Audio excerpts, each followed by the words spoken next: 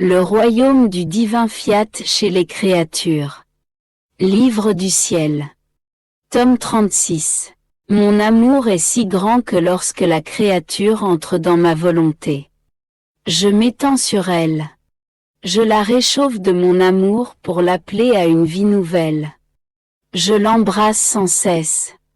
Je la presse contre mon cœur, pour enlever tout ce qui pourrait l'assombrir et lui ôter sa fraîcheur et sa beauté divine. Puis, je souffle sur elle. Je lui envoie mon souffle régénérateur, pour générer en elle une vie nouvelle et la restaurer dans sa plus rare beauté. Mais je ne m'arrête pas là, je forme le trône de toutes mes œuvres. Installe mon vouloir comme un roi sur son trône, régnant et dominant dans cette créature. Je peux dire, qu'aurais-je pu faire que je n'ai pas fait? Aurais-je pu t'aimer davantage, et je ne l'ai pas fait? Tu dois savoir que mon amour va jusqu'à l'excès. Lorsque la créature fait ses actes dans mon vouloir, j'appelle dans cet acte tous les actes possibles et imaginables que nous avons accomplis, y compris toute la création, jusqu'à ma propre génération du Verbe qui procédait du Saint-Esprit, mon incarnation dans le temps. Tout. J'enferme tout dans cet acte afin de pouvoir dire: c'est notre acte, un acte complet. Il ne doit rien lui manquer. Et la créature doit pouvoir nous dire: dans votre acte, tout est à moi et je peux tout vous donner, même vous-même. Par conséquent, notre gloire et notre amour résonnent dans chacune de nos œuvres. Et la créature rassemble tout et se répand jusque dans notre sein divin. Oh! Comme il est doux d'entendre résonner en toutes choses gloire, amour à notre Créateur, mais qui nous a donné l'occasion de recevoir autant de notre gloire? Celle qui vit dans notre vouloir. Puis il ajouta à nouveau: ma fille. Lorsque la créature appelle ma volonté dans ses actes et dans ses prières, ma volonté répète cet acte avec elle et prie avec la créature. Dans son immensité, ma volonté se trouve partout. Ainsi la création, le soleil, le vent, le ciel, les anges et les saints ressentent en eux la force de la prière créatrice, et tous prient. Seule la créature ingrate qui ne veut pas recevoir n'en ressent pas les effets. Ma volonté possède la vertu de prière. Oh! Comme il est beau de voir cette créature prier à la manière divine de la divine volonté. Imposer à tous la vertu créatrice de ma volonté et les faire tous prier. Cette prière s'impose sur nos divins attributs et fait tomber des pluies de miséricorde, de grâce, de pardon et d'amour.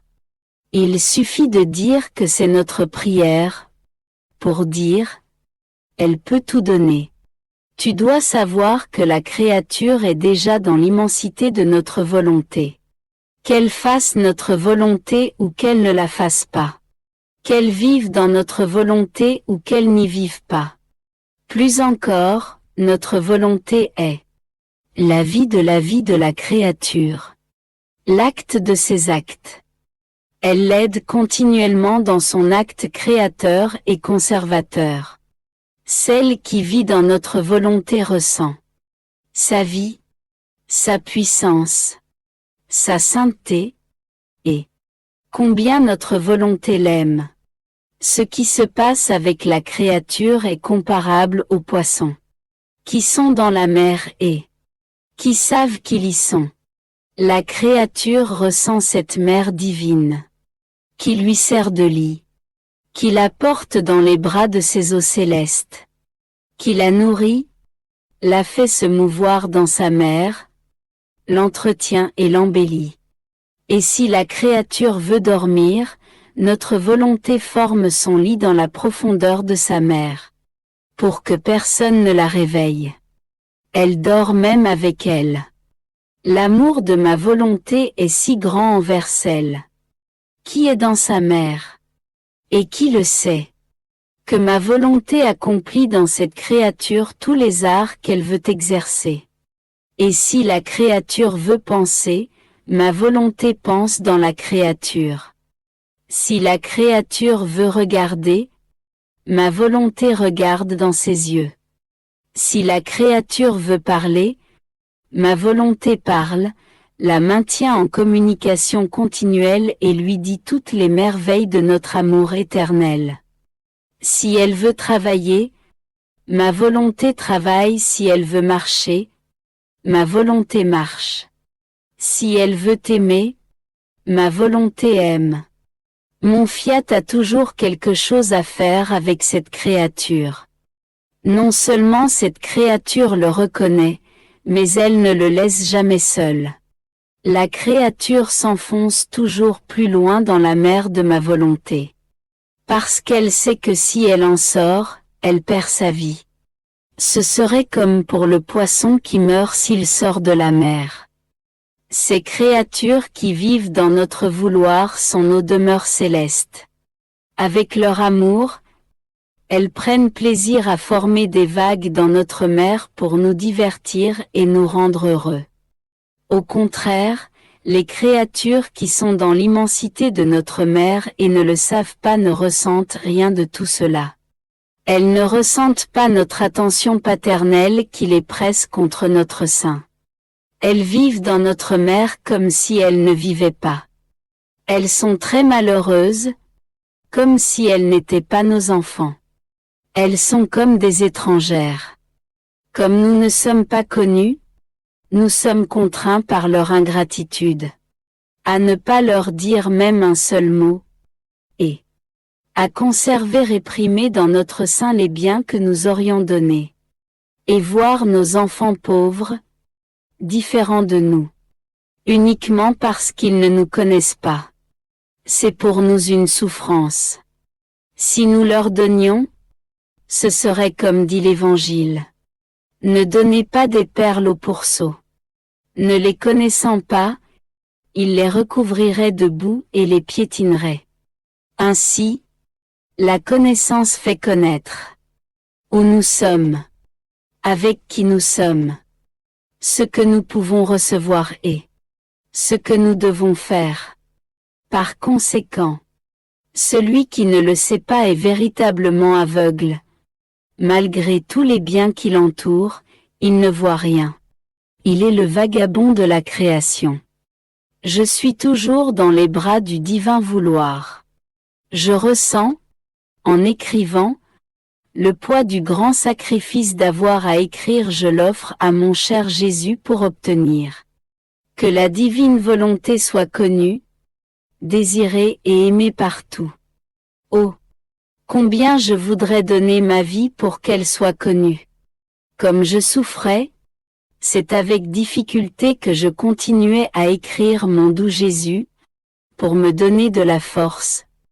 Me dit, ma bienheureuse fille, courage, je suis avec toi. Je suis si heureux que tu écrives cela. Pour chaque mot que tu écris, je te donne un baiser, une étreinte et une de mes vies divines en cadeau. Sais-tu pourquoi? Parce que je vois représenter dans ces écrits notre vie d'amour éternel. La copie de notre divine volonté opérante. Notre amour, réprimé depuis 6000 ans, éclate et trouve un soulagement pour nos flammes, en faisant connaître combien il aime la créature, au point de vouloir lui donner sa propre volonté comme vie. Et cela pour que nous puissions dire des deux côtés, ce qui est à moi est à toi. L'amour vrai n'est satisfait que lorsqu'il peut dire « Nous nous aimons d'un amour égal. Ce que je veux, elle le veut. » S'il y avait une disparité quelconque d'amour, cela nous rendrait tous les deux malheureux. Si l'un voulait une chose et l'autre quelque chose d'autre, l'union, l'amour, prendrait fin. Mon amour est un amour vrai. Et je sais que la créature a un amour et une volonté limitée. Nous pouvons dire que nous nous aimons l'un l'autre avec un seul amour. Que nous avons une volonté une. Si l'un ne devient pas la volonté de l'autre, l'amour vrai n'existe pas et il ne peut pas naître. Par conséquent, tu devrais être heureuse de servir à l'épanchement de mon amour réprimé durant de nombreux siècles, et à l'apaisement de mes flammes qui me rendent délirant. Aussi, aimons-nous d'un même amour et disons ensemble: ce que tu veux, je le veux. Dis: Jésus, fais fondre ma volonté dans la tienne et donne-moi ta volonté pour vivre. Après cette promesse mutuelle de vivre d'une seule volonté, mon bien-aimé Jésus ajouta avec encore plus de tendresse: brave fille, tu dois savoir que le pouvoir de chaque acte accompli dans ma volonté est si grand qu'il ouvre un chemin vers le ciel pour soi-même et pour ceux qui suivent. Chaque acte est par conséquent un chemin qui conduit au ciel. Tous ces chemins qui descendent du ciel s'entrelacent sur toute la terre et deviennent des voies et des guides pour tous ceux qui veulent entrer, en guidant la créature jusqu'au sein de son Créateur. Tu vois alors ce qu'un acte dans ma volonté peut faire, c'est un chemin de plus qui s'ouvre entre le ciel et la terre. Comme il est beau de vivre dans ma volonté. Et cet acte n'est pas seulement un chemin. Car lorsque l'âme est sur le point de l'accomplir, le souffle divin descend. En soufflant sur cet acte, il remplit toute la création de son souffle omnipotent. Et tous ressentent le réconfort, l'amour et la puissance du souffle créateur qui a le pouvoir de contenir tous les êtres et toutes les choses, de les parfumer de son air divin et céleste. Ma volonté opérante doit faire des prodiges, dans la créature comme en nous-mêmes, au point de pouvoir dire: je suis un acte divin, je peux tout faire. Il n'y a pas de plus grand honneur que nous puissions accorder aux créatures, ni de gloire que nous puissions en recevoir, pour nous glorifier davantage, nous rendre plus heureux, plus glorieux et triomphants, que de faire opérer notre volonté dans leur acte. Nous nous sentons enfermés dans leur acte, tout en nous sentant libres d'opérer dans le cercle humain comme nous savons opérer en tant que Dieu. Faire cela est pour nous d'un amour exubérant. Nous aimons notre acte dans lequel nous voyons se déployer notre puissance et notre inatteignable beauté, notre sainteté, notre amour et notre bonté, qui recouvre toutes les créatures, les embrasse et les étreigne, et qui voudrait transmuer tous les êtres et toutes les choses dans nos domaines divins. Comment est-il possible de ne pas aimer un acte aussi grand? Et comment est-il possible de ne pas aimer celle qui nous a servi de porteuse pour opérer tant de merveilles? Que ne donnerons-nous pas à cette créature? Et qui pourrait lui refuser quoi que ce soit? Qu'il suffise de dire que celle qui vit dans notre vouloir devance tout le monde. Elle est la première en sainteté, en beauté et en amour. Nous entendons notre écho, notre souffle, dans son souffle. Cette créature ne prie pas, elle prend plutôt ce qu'elle veut dans nos divins trésors. Par conséquent, que la vie dans notre divin vouloir te tienne toujours à cœur. Ensuite il a ajouté: ma fille, notre volonté circule dans toutes les choses créées comme le sang dans les veines. L'acte premier, le mouvement et la chaleur viennent toujours de notre volonté. Mais, si notre volonté trouve une créature qui la reconnaît et vit en elle, Si notre volonté continue à circuler en toutes choses, elle s'arrête cependant et forme son soutien dans cette créature pour opérer ses merveilles. Et si notre volonté, avec sa puissance et son immensité ne quitte jamais personne, avec cette créature, elle ouvre ses communications. Parce que cette créature aura des oreilles pour l'entendre, une intelligence pour la comprendre et un cœur pour la recevoir et l'aimer. Dans cette créature, notre volonté déposera ses grâces, ses finesses d'amour. La volonté humaine qui vit de notre volonté servira d'espace où notre volonté continuera son acte opérant. Notre volonté y formera son centre, sa chambre divine et son exutoire d'amour continuel. Et lorsque cette créature accomplira ses actes dans mon vouloir, elle renaîtra en Dieu et Dieu en elle. Ces renaissances feront se lever de nouveaux horizons, des cieux plus beaux, des soleils plus resplendissants et une nouvelle connaissance divine. Pour chaque acte de plus que la créature accomplit dans mon vouloir, nous nous sentons davantage portés à nous faire connaître. Nous nous confions avec plus de sûreté à cette créature. Et comme notre volonté est en elle, c'est avec jalousie qu'elle saura prendre soin de ce que nous lui disons et lui donnons. Ainsi, à chaque renaissance, la créature renaîtra à un amour nouveau, à une sainteté et à une beauté nouvelle. Par conséquent, en regardant cette créature, dans le délire de notre amour, nous lui disons: notre vouloir te rend toujours plus belle et plus sainte. Et plus tu demeures en lui, plus tu grandis et plus tu renais dans notre être divin. Pour chaque acte additionnel que tu fais, notre volonté s'impose pour nous faire donner ce qui vient de nous, te dire de nouveaux secrets, te faire de nouvelles découvertes de notre amour. Si nous ne donnions pas toujours à cette créature, nous sentirions qu'il manque quelque chose à notre vie divine, ce qui ne peut pas être. Et la créature ne peut même pas exister si elle ne reçoit pas. Elle sentirait le manque de nourriture, d'amour, de tendresse de son Père céleste. Aussi, sois attentive. Reconnais que tu es porté dans les bras de la paternité divine. Mon vol dans le divin vouloir continue. Sa puissance et son immensité semblent avoir besoin de la compagnie de sa créature bien-aimée, pour l'emmener partout où le divin vouloir se trouve.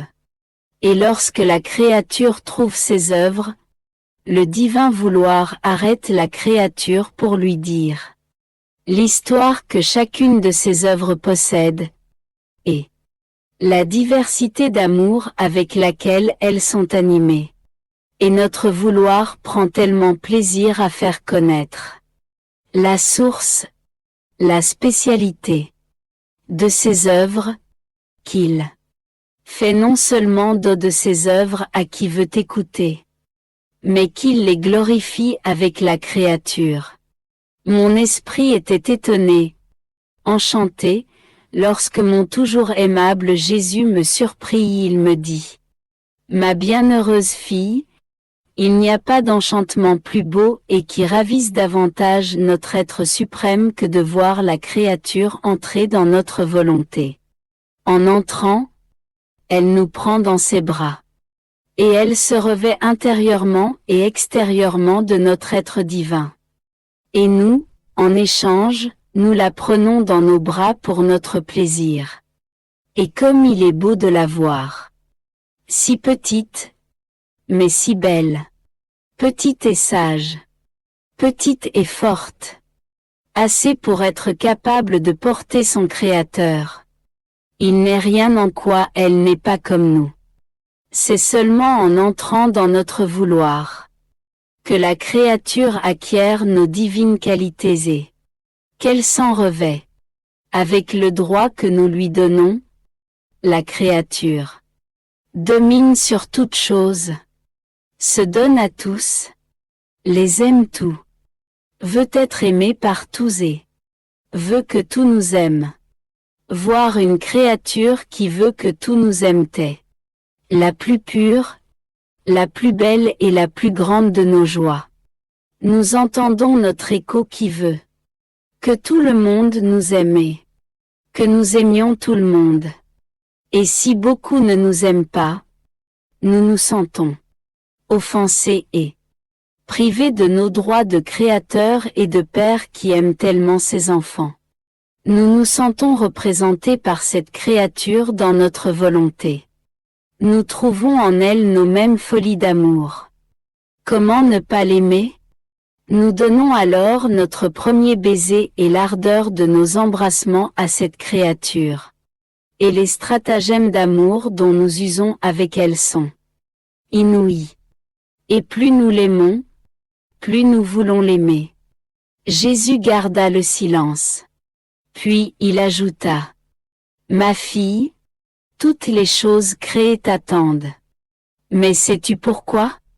Parce qu'elles ressentent avec toi. En vertu de mon fiat dont tout est animé, l'union et l'inséparabilité avec toi. La suprématie sur toute chose est donnée à la créature. Ainsi elles t'attendent parmi elles. Afin que tu puisses nous glorifier et nous aimer avec elles, selon la fonction de nous donner ce que chacune peut avoir. Chaque chose créée possède la plénitude de son propre bien. Le soleil possède la plénitude de la lumière. Chaque acte de lumière qu'il émet, chaque effet et chaque bien qu'il libère de son sein de lumière est une continuelle sonate de gloire et d'amour qu'il nous donne. Mais il ne veut pas la donner uniquement à nous. Il veut également donner à celle pour qui il a été créé. Nous sommes véritablement aimés et glorifiés lorsque la créature, animée par notre volonté, court dans cet acte de lumière et nous aime et nous glorifie avec l'amour et la gloire de la lumière. Nous trouvons la créature, cachée dans cette lumière, qui nous aime avec la plénitude de la lumière et de la chaleur. Nous trouvons dans la créature l'amour qui nous blesse, l'amour qui nous adoucit, l'amour qui dit toujours « amour ». C'est pourquoi nous avons donné à la créature d'avoir en son pouvoir un soleil qui nous aime. Si nous ne trouvons pas la créature dans les choses créées, nous ne sommes pas heureux. Ces choses créées deviennent comme des instruments sans résonance et sans vie. Tout au plus, nous nous aimons et nous nous glorifions nous-mêmes. Mais ce n'est pas la créature qui nous aime et qui nous glorifie. Nous avons alors échoué dans notre dessein. Le vent t'attend, pour que ta voix se coule dans ses gémissements, pour que les choses créées entendent ton amour gémir vers leur Créateur. Oh! Combien le vent se sent honoré lorsque les choses créées voient dans l'impétuosité du vent ton amour impétueux, qui domine presque sur celui qui créa le vent. Il voit ses vagues et son souffle investi par ton « Je t'aime ». Et lorsque nous entendons tes souffles d'amour, nous soufflons sur toi de l'amour pour être aimé davantage. L'air que chacun respire t'attend afin d'être animé par ta voix. Et dans chaque souffle que les choses créées reçoivent, elles reçoivent le « Je t'aime » de leur Créateur. Et dans chaque souffle que les choses créées émettent, ton « Je t'aime » court, pour nous apporter dans le sein de ton « Je t'aime ». Toutes les vies et tous les souffles changés en autant de voix d'amour. Tout attendent afin de recevoir la nouvelle vie d'amour dont l'âme qui vit dans mon vouloir est porteuse. Même les saints, les anges et la reine du ciel elle-même t'attendent afin de pouvoir recevoir la fraîcheur et la joie de l'amour opérant de la créature, et être inondé de l'amour de cette heureuse créature qui, bien qu'elle vive sur la terre, vit avec cette même volonté qui est leur vie à eux. Ils ressentent le nouvel amour de celle que mon vouloir a comblée. Et chacun ressent la joie et l'amour conquérant que porte cette âme. Ma fille, quel ordre, quelle harmonie apporte celle qui vit dans ma volonté entre le ciel et la terre. Tous ces actes, tous ces mouvements et toutes ces pensées se changent en voix, en son, en harmonie, qui revêtent toutes les choses créées et qui font dire à toutes qu'elles nous aiment. Si nous sommes aimés, chacun est aimé d'un amour nouveau avec nous. Le ciel tout entier demeure ravi en voyant les merveilles, le doux enchantement de celle qui vit dans notre divin fiat. Tu dois savoir que mon amour n'est pas satisfait. Si je ne prépare pas et je ne donne pas de nouvelles surprises d'amour à celle qui vit dans mon vouloir. Si je ne lui fais pas connaître de nouvelles choses. Écoute, ma fille, combien je t'ai aimée. Mon Père céleste me générait et je l'aimais. Dans cet amour, je t'aimais également. Parce que ma volonté te gardait toujours présente. Je génère continuellement, et dans l'ardeur de notre amour de Père et de Fils, le Saint-Esprit procéda.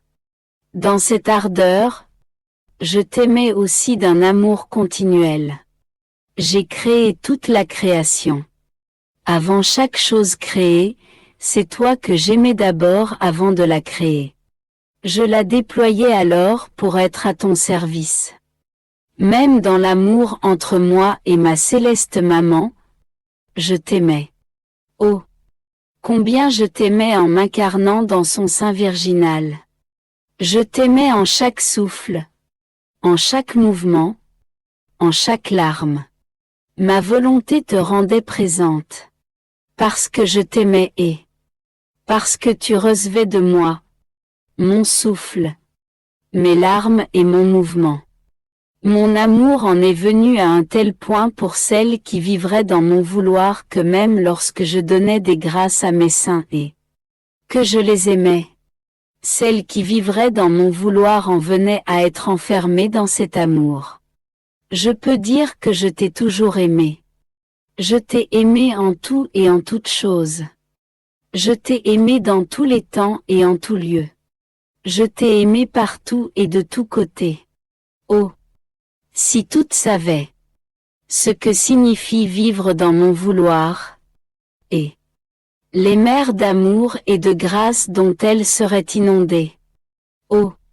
Si toutes savaient que c'est un Dieu qui les aime d'un amour toujours nouveau, et que dans notre être divin nous pouvons avoir notre divine et prédominante passion que la créature vive dans notre vouloir. Cela deviendrait alors aussi leur passion prédominante. Quel qu'en soit le coût, elles donneraient leur vie pour vivre dans ce fiat qui les aime tant. Je me sens investi par le fiat. Il me semble tchou et il m'appelle dans toutes les choses créées, pour me donner son amour, afin que je puisse l'aimer davantage. Je me disais, quelle différence y a-t-il entre l'amour et la divine volonté? Mon adorable Jésus me refit sa petite visite et il me dit, fille de ma volonté est vie. Mon amour est nourriture. Si la nourriture existait sans la vie qui la mange, elle serait inutile. Dieu ne sait pas faire des choses inutiles. La vie est la raison de la nourriture. Elles sont toutes deux nécessaires. La vie ne peut pas se faire grandir ni développer ses grandes œuvres sans se nourrir. Et la nourriture resterait sans œuvre et sans le don de soi dans de merveilleuses choses si elle n'avait pas une vie pour la recevoir. De plus, ma volonté est lumière, et l'amour est chaleur. Les deux sont inséparables l'un de l'autre. La lumière ne peut pas être sans chaleur ni la chaleur sans lumière. Il semble qu'elles soient des jumelles nées d'une même naissance. Mais la lumière est sortie la première et la chaleur a suivi. Ainsi, la chaleur est l'enfant de la lumière. De la même manière, ma volonté a son acte premier, l'amour est sa fille favorite, son inséparable première-née. Si ma volonté ne veut pas, n'agit pas et ne veut pas opérer, l'amour demeure caché dans sa maman sans rien faire. C'est la même chose dans la créature. Si elle se laisse mouvoir par ma volonté, elle aura l'amour vrai, constant et immuable dans le bien. Par contre, si la créature ne se laisse pas animer par ma volonté, son amour sera une peinture d'amour, sans vie et inconstant. Pauvre amour où il n'y a pas la vie de ma volonté. Le prétendu bien et les œuvres qu'il fera seront exposées au froid, au gel de la nuit et à la brûlure du soleil, qui ont la vertu de brûler et d'assécher les plus belles œuvres. Vois-tu, ma fille, la différence qui existe entre ma volonté et l'amour? La fille ne peut pas naître sans la mère. Que la possession de la vie de ma volonté soit chère à ton cœur. Si tu ne veux pas être stérile dans le bien, sans une génération capable de peupler le ciel et la terre. Après quoi il ajouta: ma bienheureuse fille, la vie dans ma divine volonté, met de l'ordre en toutes choses et fait connaître le bien que possèdent toutes les choses créées et l'amour dont elles sont investies. Elle fait que ces choses créées se déversent sur la créature pour l'aimer. Chacune avec un amour distinct que possède chaque chose créée. C'est pourquoi nous nous trouvons dans celle qui vit dans notre divin fiat. L'amour avec lequel nous avons créé et étendu le ciel, et la multiplicité de notre amour distinct avec lequel nous l'avons constellé d'étoiles. Chaque étoile est un amour distinct. Nous voyons cet amour scellé dans la créature qui nous aime avec une diversité d'amour égale au nombre des étoiles. Nous sentons notre amour immense et infini couronné de la couronne de l'amour de la créature. Oh! Combien nous sommes heureux de trouver dans la créature son amour qui couronne le nôtre. Et pour y répondre, nous redoublons notre amour dans la créature.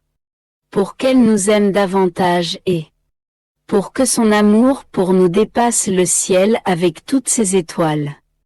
Nous trouvons dans la créature l'amour avec lequel nous avons créé le soleil.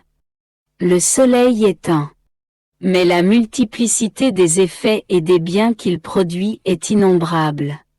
Chaque effet est un amour distinct. Il peut être un baiser, une caresse de lumière que le Créateur donne à sa créature. Une étreinte d'amour.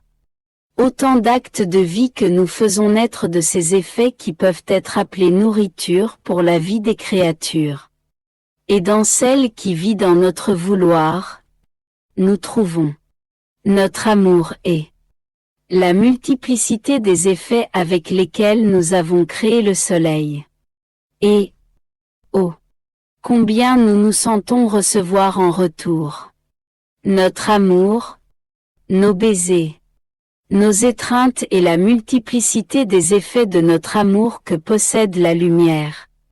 Et nous sentons notre inaccessible lumière couronnée de la couronne de lumière de l'amour de cette créature. Qu'est-ce que notre volonté ne nous fait pas trouver dans celle qui vit en elle?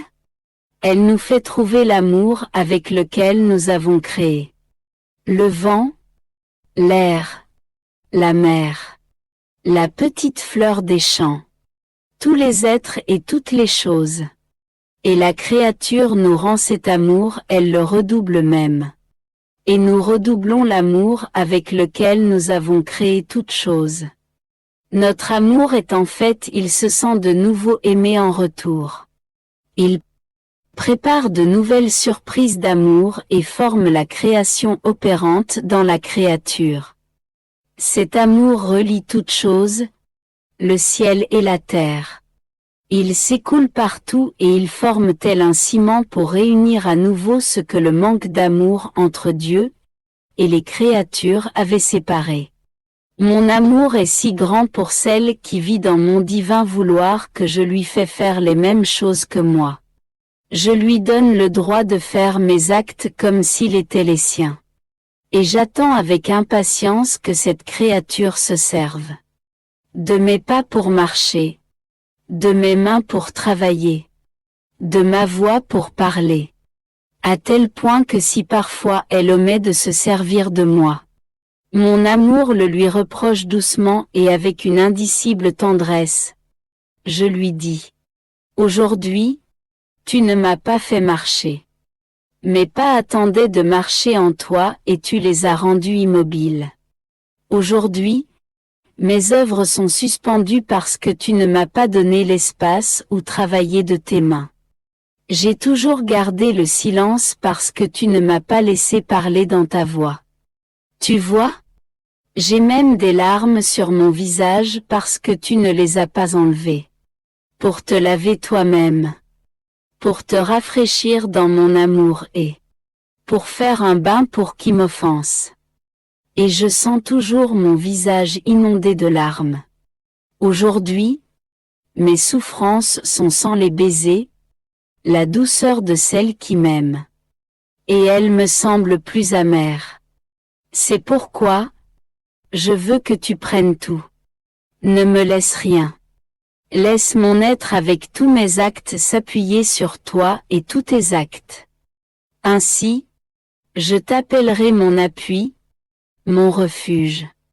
Je mettrai en toi, dans la banque de ma volonté qui règne en toi, tout ce que j'ai fait et souffert lorsque j'étais sur la terre. Je le multiplierai et le centuplerai. Je le ferai renaître continuellement à une vie nouvelle. Pour que tu prennes ce que tu veux et me donnes à tous. Afin que tout me connaisse et m'aime. De plus, tu dois savoir que lorsque la créature fait ses actes dans ma volonté, elle appelle toutes les choses créées, les saints et les anges, à rejoindre son acte. Oh! Quelle merveille de les sentir m'aimer, me reconnaître, m'adorer, de les voir tous faire la même chose. Ma volonté appelle et s'impose à tous. Et chacun est heureux, honoré d'être enfermé dans cet acte accompli dans le divin vouloir pour aimer avec un amour nouveau et avec l'amour de tout celui qui les aime tant. Mon pauvre esprit est souvent investi par l'ardeur d'amour du divin vouloir. Ces merveilles sont toujours surprenantes, plus belles les unes que les autres. Mon aimable Jésus me surprit par une petite visite. Avec un amour qui ravit mon âme, il me dit, « Ma petite fille de ma volonté. Les prodiges, les merveilles et les scènes enchanteresses que je déploie dans celle qui vit dans mon vouloir sont multiples et si ravissantes qu'il n'a été donné à personne de les imiter. Tu dois savoir qu'il y a d'innombrables demeures dans le ciel. Mais les demeures préparées pour les âmes qui ont vécu dans mon vouloir sur la terre seront les plus belles, et distinctes de toutes les autres. Elles posséderont des harmonies et des scènes divines ravissantes. Des joies toujours nouvelles qui surgiront des profondeurs de ma volonté dans laquelle j'ai vécu. Elles auront en leur pouvoir des joies et des bonheurs toujours nouveaux. Elles auront en leur pouvoir la capacité d'en former autant qu'elles voudront parce que mon fiat a la vertu de toujours créer des joies nouvelles. Leurs demeures seront le nouvel enchantement de ce séjour céleste. Je veux te dire une autre surprise plus belle encore. Au ciel, chaque bienheureux m'aura en lui-même comme son Créateur, son Roi, son Père, et son glorificateur. Et chacun m'aura à l'extérieur de lui-même, près de lui, de sorte qu'il se sentira porté dans mes bras. Nous nous aimerons ensemble, nous serons heureux ensemble. Je ne serai pas un Dieu pour tous, mais un Dieu pour chacun. Chacun va m'avoir dédoublé à l'intérieur et à l'extérieur de lui-même. Je le posséderai à l'intérieur et à l'extérieur de moi. Tous me posséderont à l'intérieur et à l'extérieur d'eux-mêmes comme si je n'étais que pour eux seuls. Il n'y aurait pas une plénitude de bonheur en ayant un Dieu pour tous. Certains seraient près de lui, d'autres plus éloignés. Certains seraient à droite, d'autres à gauche. Par conséquent, certains profiteraient de mes caresses, d'autres non. Certains se sentiraient plus aimés et plus heureux à cause de ma présence auprès d'eux, et d'autres non. Chaque bienheureux m'aura pour lui-même à l'intérieur et à l'extérieur de lui. Nous ne nous perdrons jamais de vue. Nous aimerons ensemble et non pas loin l'un de l'autre. Plus nous nous serons aimés sur la terre et plus nous nous serons connus. Plus nous nous aimerons au ciel.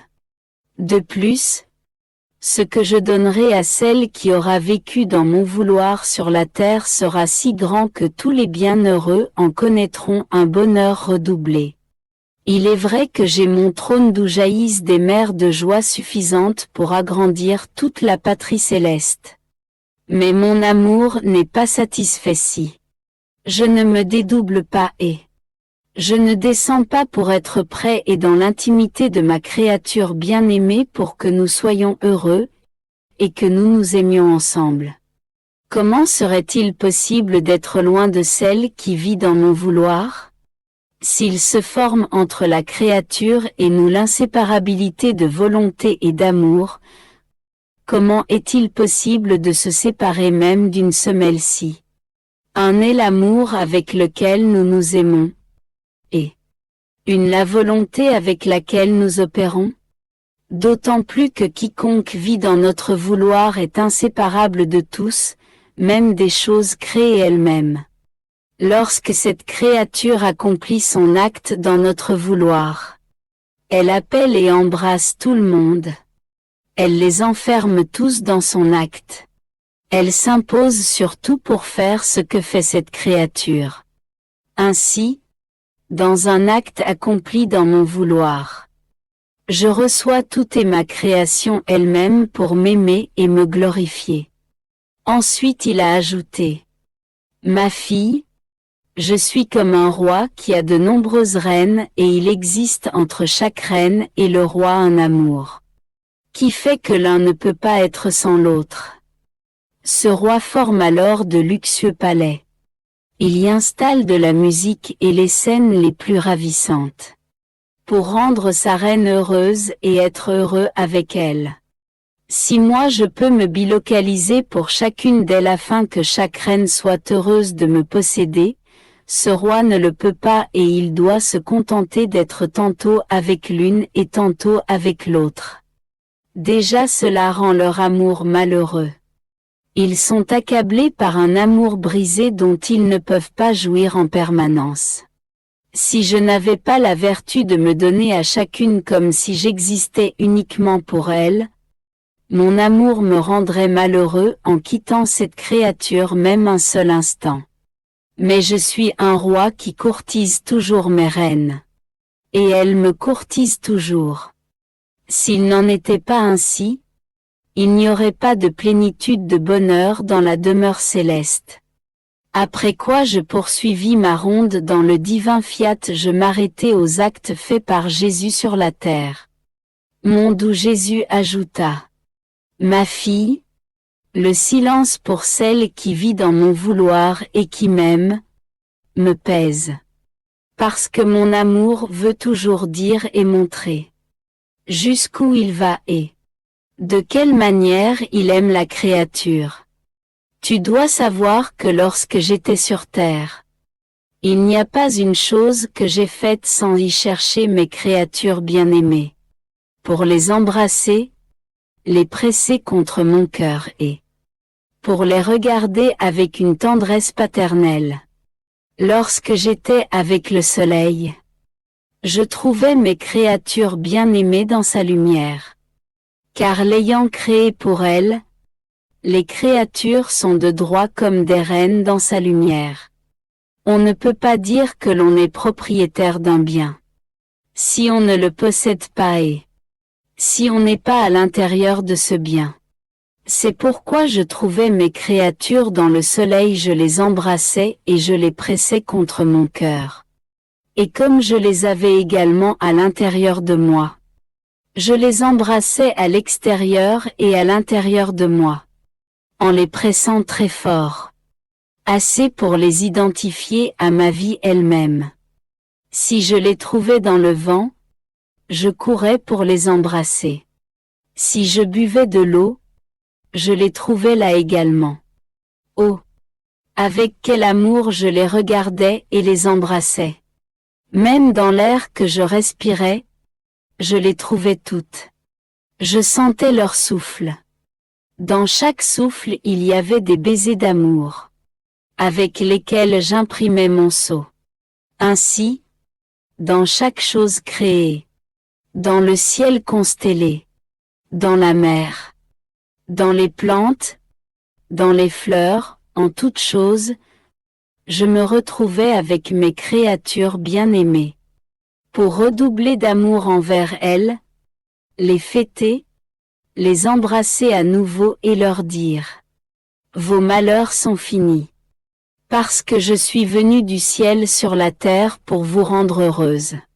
C'est moi qui ai pris sur moi vos malheurs. Soyez en sécurité. En plus, un Dieu qui vous aime sera votre fortune, votre défense et votre puissant secours. De plus, la plus belle caractéristique de mon amour est la spontanéité. Si bien que les souffrances mêmes qu'elles m'ont données dans la passion, je les ai formées d'abord en moi-même, je les ai aimées, couvertes de baisers. Je les ai ensuite passées dans l'esprit des créatures pour qu'elles me les fassent souffrir dans mon humanité. Il n'y a pas de souffrance que les créatures m'aient donnée, qui n'ait été d'abord voulue par moi. C'est en deuxième lieu qu'elles sont passées dans les créatures.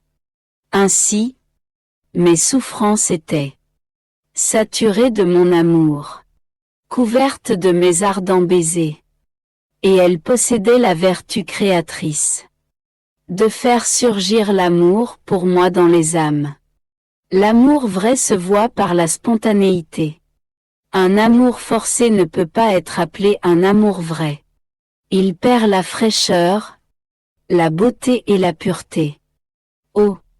Comme les créatures se rendent malheureuses dans les sacrifices, et inconstantes. Et s'il semble qu'elles aiment, comme cet amour est forcé, soit par nécessité ou par des gens dont elles ne peuvent se libérer. Les créatures sont malheureuses et amères. Un amour forcé rend esclaves les pauvres créatures. Au contraire, mon amour était libre, voulu par moi. Je n'avais besoin de personne. J'aimais, je me sacrifiais au point de donner ma vie parce que je le veux et que j'aime. Aussi, lorsque je vois un amour spontané dans la créature, il me ravit et je dis « Mon amour et le tien se donnent la main ». Par conséquent, nous pouvons nous aimer d'un même amour. Après quoi il ajouta « Ma fille, celle qui vit dans ma volonté en vient à être prise en charge dans ma chambre divine, à posséder tous nos biens. Et notre force et notre lumière sont en son pouvoir. Par contre, celle qui fait ma volonté se forme le chemin qui sert à l'atteindre et à entrer dans ma volonté. Mais il y a des dangers sur la route. Elle n'y trouvera pas d'eau prête à boire, ni de bonne nourriture pour se nourrir, ni de lit pour se reposer. On peut dire qu'elle sera une pauvre voyageuse qui n'atteint jamais sa demeure. Quelle différence entre celle qui vit dans mon vouloir et celle qui fait ma volonté. Mais il est nécessaire de former la voie. C'est-à-dire de vivre résigné. De faire ma volonté dans toutes les circonstances de la vie afin d'en arriver à pouvoir vivre dans mon vouloir. Où l'on trouvera sa chambre divine, le centre de son repos, l'exil changé en patrie. Je sens le besoin de me donner continuellement à la divine volonté. Je suis comme le petit bébé qui cherche le sein de sa mère. Pour s'y réfugier, être en sécurité et s'abandonner dans ses bras. Je pensais à cela.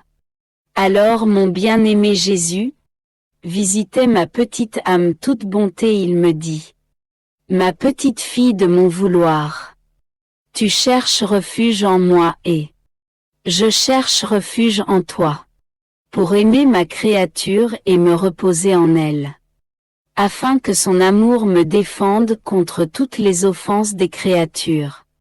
Tu dois savoir que chaque fois que la créature entre dans ma volonté pour accomplir ses actes, je lui donne ma vie divine et elle me donne sa vie humaine.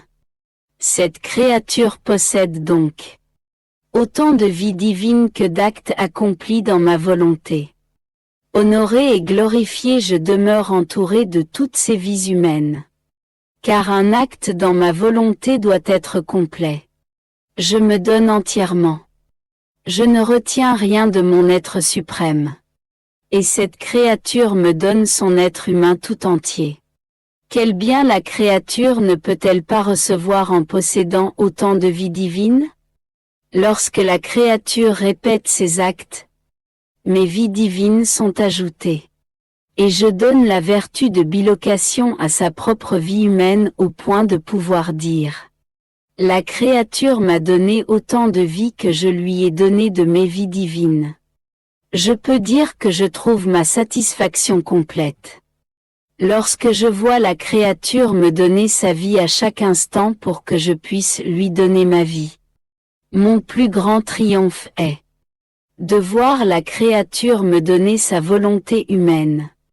Emporté par l'amour, je chante ma victoire, une victoire qui m'a coûté la vie et l'attente de presque 6000 ans durant lesquels j'attendais avec tant d'anxiété et de soupirs ardents et amers le retour de la volonté humaine dans la mienne. Après l'avoir obtenu, je ressens le besoin de me reposer et de chanter victoire.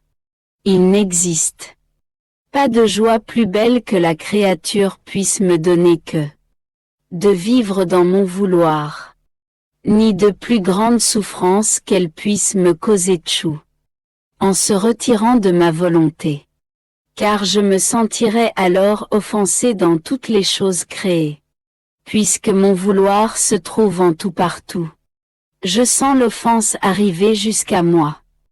Dans le soleil, dans le vent, dans le ciel, et jusque dans mon sein.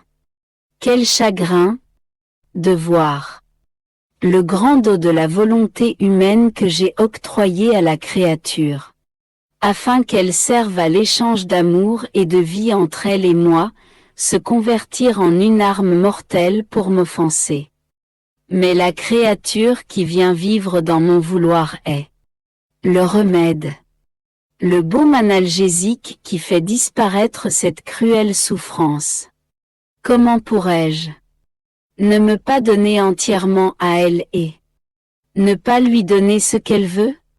Ensuite il ajouta: 3. Mon amour envers celle qui vit dans mon fiat est si grand que, lorsqu'elle a besoin de respirer, de manger, de se mouvoir, je ressens alors le besoin de former une seule vie avec elle. Puisque la créature vit dans ma volonté fait de la créature mon souffle, mon battement de cœur, mon mouvement, ma nourriture. Maintenant, Vois-tu combien son union permanente avec moi et en moi m'est nécessaire? Sinon, j'aurais l'impression qu'il me manquerait. Le souffle, le mouvement, le cœur et la nourriture de mon amour que m'apporte toute la création. Oh! Comme je me sentirais mal. Car celle qui vit dans mon vouloir est à l'intérieur de notre être suprême. Elle est la création parlante, mouvante et palpitante qui, au nom de toutes les choses créées, nous nourrit de l'amour que tous devraient nous donner. Nous pouvons dire que notre amour nourrit toutes les choses créées. C'est pourquoi nous ressentons le besoin de recevoir l'échange d'amour pour ne pas rester sans nourriture. Et seule celle qui vit dans notre vouloir, qui embrasse tout et nous aime en toutes choses, peut nous donner cet échange de nourriture avec son amour. Comme il est beau de voir la créature rassemblée dans toute la création. Notre amour dispersé, et même notre amour qui n'a pas été reçu à cause de l'ingratitude humaine, et nous l'a porté pour nous donner la nourriture d'amour. Au nom de tous et de toutes choses.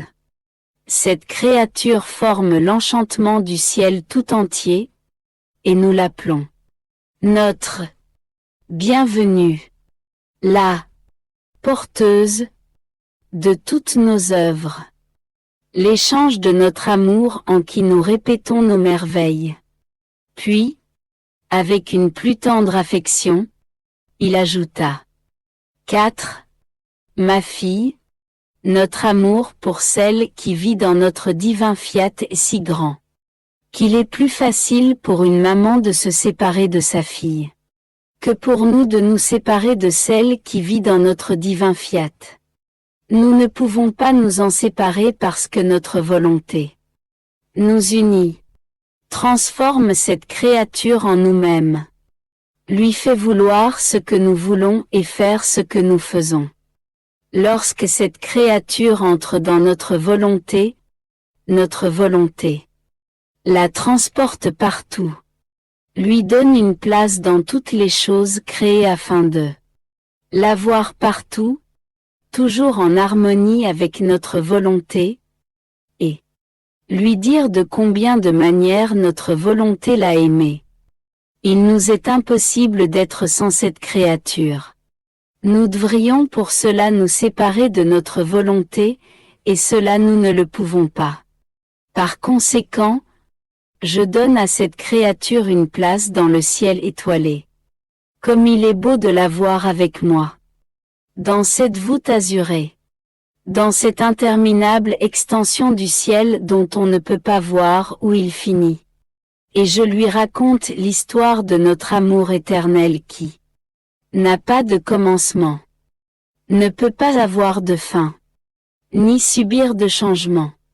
Et puisque notre amour ne cesse jamais, nous attaquons la créature de tous côtés.